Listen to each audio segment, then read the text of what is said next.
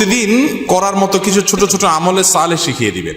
প্রতিদিন করার মতো প্রথম আমলে সালে হলো 5 ওয়াক্ত নামাজ সময় মতো ধীরে ধীরে আদায় করবেন। এর চাইতে বড় কোনো আমলে চলে না। এই একটা যদি করেন আর ছোটখাটো কোনো আমল নাও করতে পারেন, বড় গুনাহ থেকে বেঁচে থাকেন, ইনশাআল্লাহ নাজাতের পথ অর্ধেক সুগম হয়ে যাবে। 5 ওয়াক্ত নামাজ, এইটার কোনো বিকল্প ইসলামে আর কিছু নাই। এইটা ঠিক রাখতেই হবে, এই ক্ষেত্রে কোনো ছাড় নাই। দাঁড়ায় না হলে বসে শুয়ে যেভাবে পারেন পড়তেই হবে, কোনো ছাড় নাই। অতএব 1 নম্বর আমল হলো 5 ওয়াক্ত নামাজ পড়বেন। 2 নম্বর হলো সকল বড় বড় মোটা মোটা গুনাহগুলা থেকে বেঁচে থাকবেন। চোখের গুনাহ, হারাম জিনিস দেখা, হারাম জিনিস শোনা, গালমন্দ করা, মানুষের হক মারা, হারাম খাওয়া, এই বড় বড় গুনাহগুলো থেকে বেঁচে থাকবেন। নাম্বার 3, নবী করিম সাল্লাল্লাহু আলাইহি ওয়াসাল্লামের প্রতি বেশি বেশি দুরূদ পাঠ করবেন। আল্লাহুম্মা সাল্লি আলা মুহাম্মাদ ওয়া আলা আলি মুহাম্মাদ, শুধু সাল্লাল্লাহু আলাইহি ওয়াসাল্লাম, দুরূদ ইব্রাহিম যত বেশি পারেন দিনে 10 বার 20 বার পাঠ করবেন।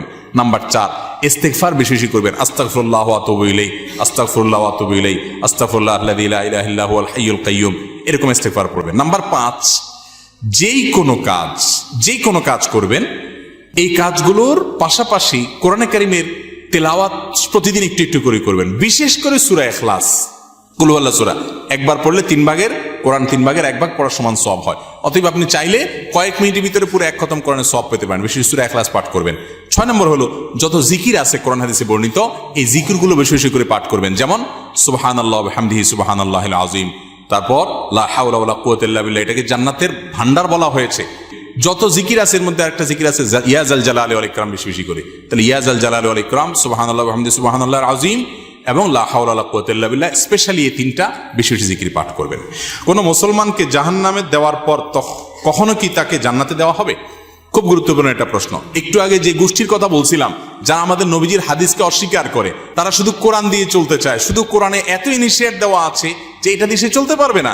শুধু কোরআন যদি দিয়ে চলতে চায়, কোরআন তারা আমাদের নবী থেকেই পাইছে, এখন নবীর কোরআনটা মানবে, হাদিসটা মানবে না। এটা হলো একরকম মামুর ভাইয়ের আবদারের মতো। তো এই লোকগুলা বলে যে যারা জাহান্নামে যাবে তারা চিরকাল জাহান্নামে যাবে, আর কোনোদিন জান্নাতে যাবে না। এটা ভুল কথা। কোরআনে কারিমে আল্লাহ রাব্বুল আলামিন জাহান্নামীদের বিভিন্ন বিবরণ উল্লেখ করেছেন। অনেক পাপের কারণে জাহান্নামে স্থায়ী থাকার কথা বলেছেন, কিন্তু এগুলো সম্পর্কে খোদ নবী করিম সাল্লাল্লাহু আলাইহি ওয়াসাল্লাম কি ব্যাখ্যা দিয়েছেন, যার পরে কোরআন নাজিল হয়েছে, যাকে আল্লাহ পাঠিয়েছেন আমাদের কাছে, সেটা তারা জানার চেষ্টা করে না।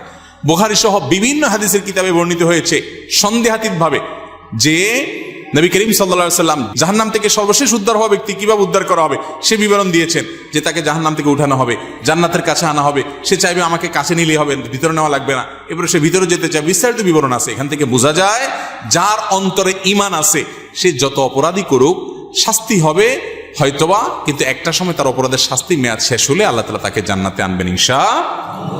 এই চিন্তা করে এবার তাহলে নিশ্চিন্তে পাপ করতে পারেন, যেহেতু জান্নাতে আসবেনই একবার, আর টেনশন কি। কিন্তু জাহান্নামে পড়ার পরে আল্লাহ তাআলা আমাদেরকে হেফাজত রাখুন। কেউ যদি বেদাতকে সুন্নত মনে করে বা বলে, তার কি ঈমান থাকবে? বেদাতকে সুন্নত বললেই বেঈমান হয়ে যাবে না, এত সহজ ক্যালকুলেশন করা যাবে না।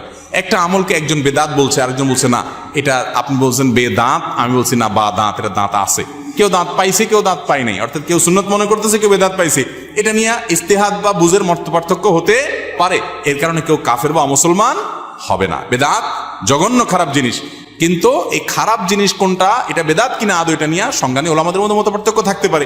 অনেক বড় বড় ইমামদের মধ্যে মত পার্থক্য আছে। একই কথাকে একজন ইমাম বলছেন বেদাত, আরেকজন বলছেন এটা বেদাত না। অতএব এটা নিয়ে মারামারি করবেন না।